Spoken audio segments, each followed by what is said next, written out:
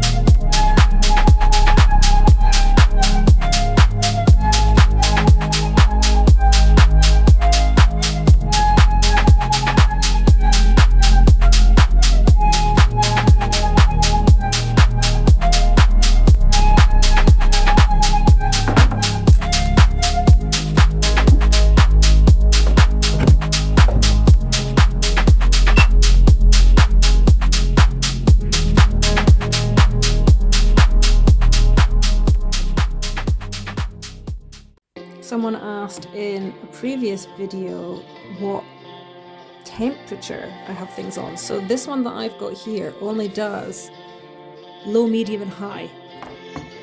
So if you've got the same machine as me, the next step is going to be on low.